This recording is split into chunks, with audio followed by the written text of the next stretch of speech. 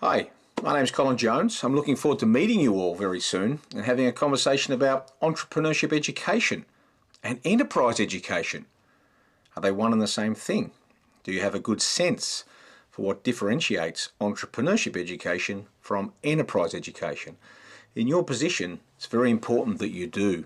And so by the time you finish the presentation that I give you, I'm hoping that I'll have challenged you to think about your role and how those things are different and how they actually interconnect. One of the interesting things that I always face when I'm talking with audiences is that I'm very, very aware that context matters. Context really matters.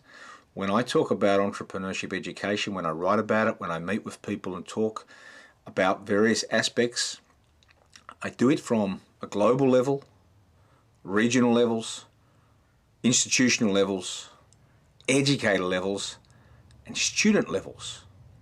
And the context across all of these is so varied and so important that it's important that you understand too. When you're reading through someone's ideas in this space, or you're listening to somebody, that you can interpret where they're coming from and what their perspective is.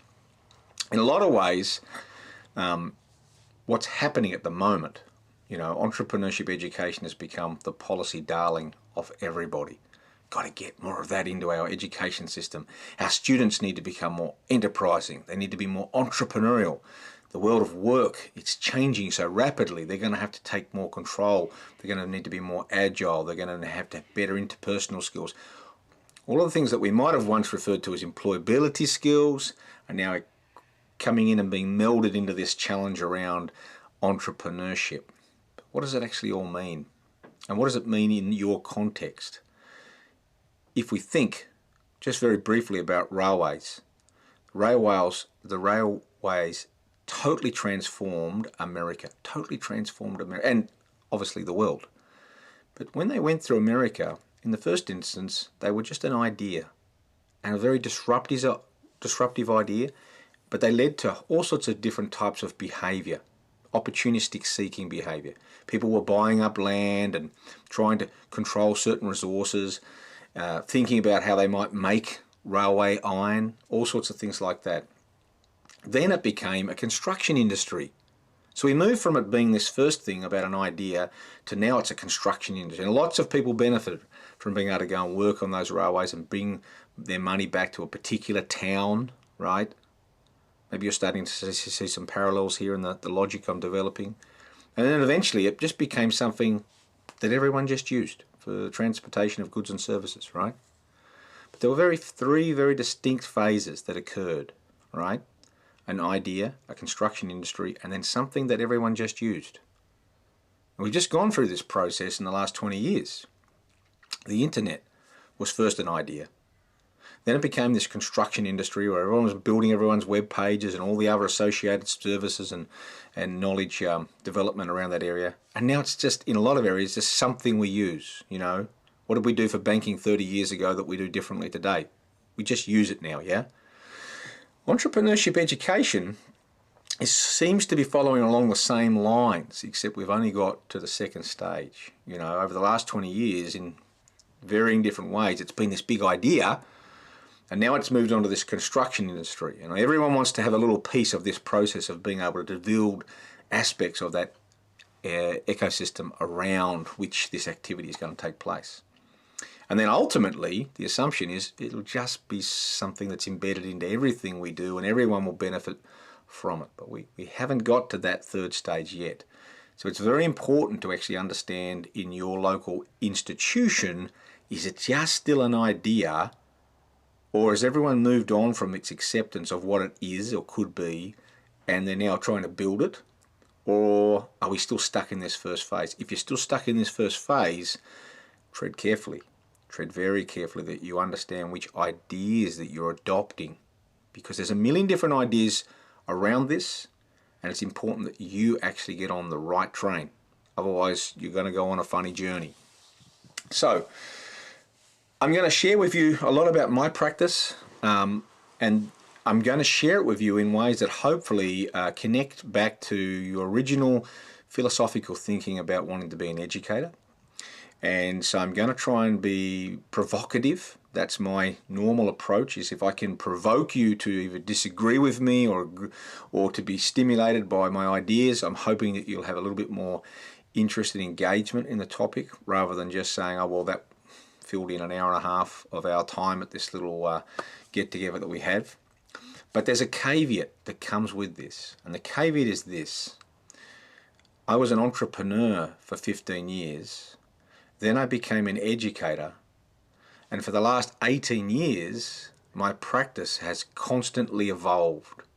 So what I'm sharing with you about what I do now is not what I did back here when I first started thinking about how to be an entrepreneurship educator. And entrepreneurship education demands as much of its students as it does its educators. So it's very challenging for you to think, oh yeah, I'm just going to jump in, that guy's doing this, I'm going to zero in and I'm going to try and do that. I would say don't do that, right? Don't look for other people's techniques and processes and think about how you're going to just copy them or even slightly modify them. You may have come across this book, Courage to Teach by Parker J. Palmer. If you haven't, great time to go off and find it. You can get it online for $10. It's a brilliant book. But in this book, Parker J. Palmer comes up with this beautiful quote, and he says, we teach who we are. And the most important thing you can do for your students in this area is be who you are. Be authentic. Be vulnerable to your students in a way that meets the nature of your character. Be authentic so that they will be authentic to you. In my case, I've developed a process called the Reasonable Adventurer. If you look on Google and type in Reasonable Adventurer, you'll find a lot of the different things that I do in that space. You may even want to come across this podcast, which is something that I've been doing for the last couple of years, helping educators and students all around the world to think about how they can create opportunities for satisfaction in their own life. Where my thinking has moved on to in the last, in recent times, which I think and I hope will be of interest to you, is that I've been working on notions of a signature pedagogy for entrepreneurship education. You know, if your child or students were to go off and study law or medicine or engineering, you can almost envisage what that learning process would look like, yeah? There might be a lab there for the person doing chemistry. There could be a process of developing those argumentative skills in the law. There would be tests and experiments being done in the engineering's process. So we can think of a signature pedagogy which is used in certain areas. So in this world, the world that we're entering into now with entrepreneurship education, what would that signature pedagogy look like? Now, no one's actually asked that question before, and so I'm going to share with you a paper that I've got under review at the moment, which actually proposes the first take at a signature pedagogy. Not assuming that it's correct, not assuming that it's spot on, but it's the first dart that's been thrown out there at that dartboard. One of the other things I'm going to share with you, which may be foreign territory for you, is to get you to think about how we move away from pedagogy and we start to also make space for heutagogy. That's self-determined learning. So that's our students walking through the door telling us that they have interest and something that they would like to put some effort behind, right? And andragogy. Now I know that quite often we consider andragogy to be, if I look at my shelf somewhere here, I'm going to find something on there, something on here about adult education. And so we think of andragogy as being largely, it's for adult learning, right?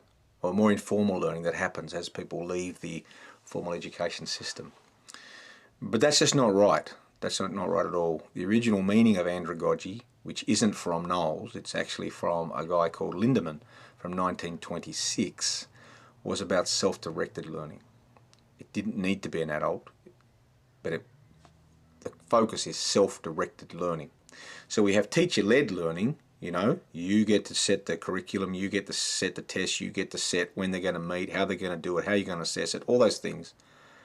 And so that's a pedagogical approach, right? The decisions that you as the educator make on behalf of someone else. And while we associate that with children, we can use a pedagogical approach with our grandparents, right? Andragogy is just simply saying, how can we support someone to be self-directed, right? In the context of entrepreneurship education, that's what we're all about. It's 100% experiential learning. 100%. That's what we're on about. It's full of failures. It's full of unpredictable things that can't be planned in advance. Right now I have my students going off and doing a pretty cool exercise where they've got to sell something. They've got to work through this weekend and into next week to develop an ad that they're going to put online. And no one quite knows what they're doing. And I don't quite know what their responses to me are going to be over the weekend about what they need and how they... But I'm prepared to support them in their effort to be self-directed, okay? So there's a challenge in and around that space that I want you to try and think about. How might you embrace that? How might you step back so they can step forward, right? What does that mean for you in the context of your institution and the rules and processes and roles that you have, all right? And I'll introduce you to a framework within which you can start thinking about how that might actually work, okay? If you want to look up on that framework, it's called activity theory, okay? So if you're interested in activity theory and you want to have a look at that before we meet, just check that out, okay? In terms of global trends, I'm currently working on a project of putting a particular entrepreneurship process into every school in Europe. Every school in Europe. And the biggest challenge we're facing is not what we're going to do. We've got a pretty good handle on what we would like to do. The biggest challenge we've got is how can we get a process of assessment, authentic assessment, connected to it. So I want to share that challenge with you too, because it'll have relevance in your own context as well, all right? And but the underlying trend there is competency development. So that's where the shift's going. Competency development, not knowledge development. There's knowledge involved, but what we want to see is not just a learning around an issue, but we also want to see evidence of behavior around the issue, and hopefully leadership, the capacity to teach other people or show other people. One of the biggest challenges that I've faced is the fact that our students have a generally insufficient social capital, human capital, and financial capital to actually enact to step forward in their entrepreneurial dreams. This is a very common thing. The average age of successful entrepreneurs is somewhere between 35 to 45. Just think that through. That hasn't changed.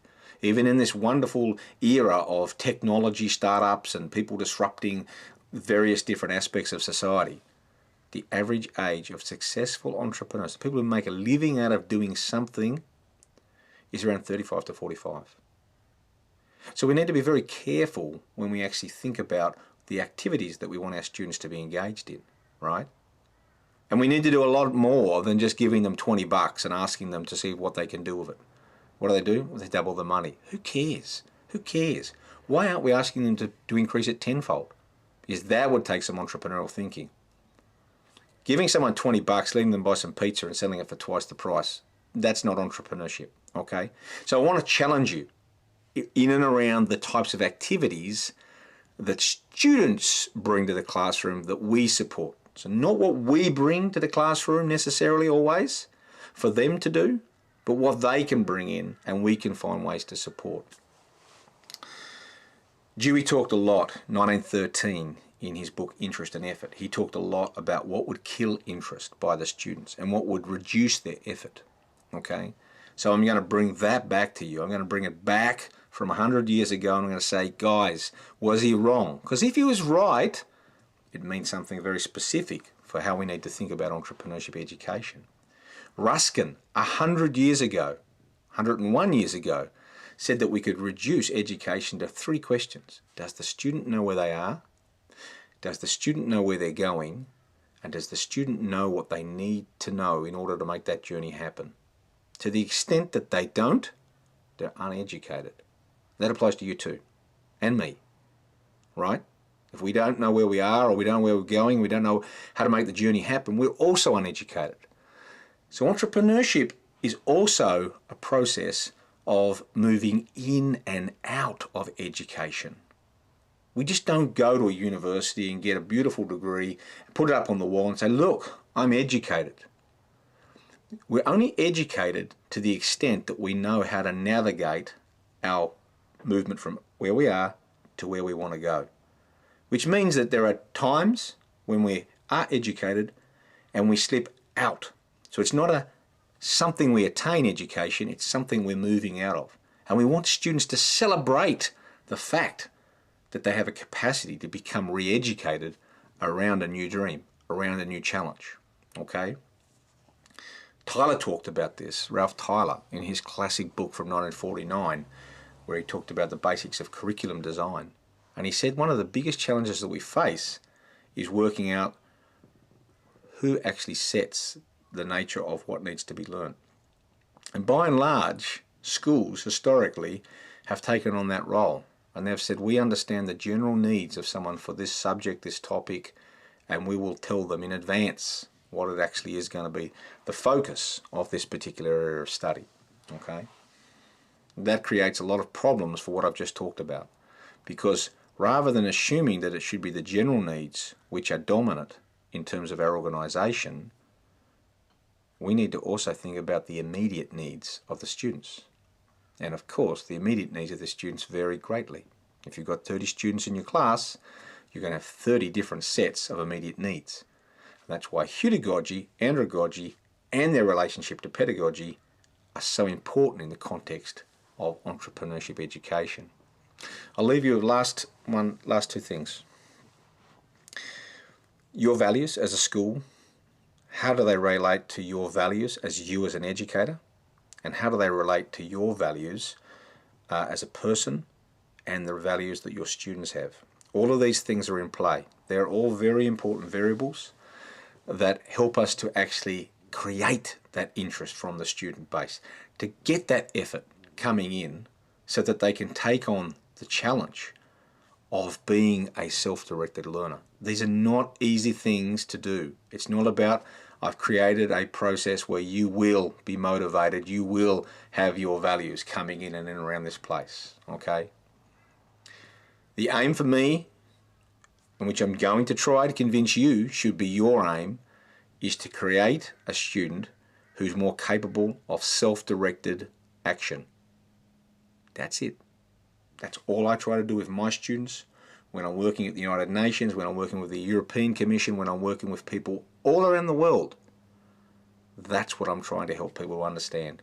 If we can create students who have a greater capacity for self-negotiated action now or in the future, then we're doing our job.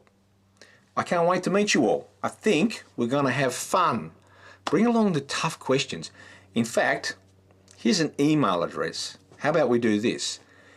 If you've got a question that you would like addressed in my presentation, send it to me. And that way we don't have to worry about trying to fit it in at the end with questions and answers. I can actually judge. It can be almost an anonymous question if you want, or you can actually say, blah, blah, from such and such, would love to know this, and I'll put it in my presentation. Also, there's a little document here which has just come out, which is a English-based guide on entrepreneurship education. It has a really nice differentiation between entrepreneurship education and enterprise education. So if you're interested in understanding that and what the lay of the land is before we have the presentation, check that out, because I think you'll find it a really useful document. Looking forward to seeing you all. Stay well.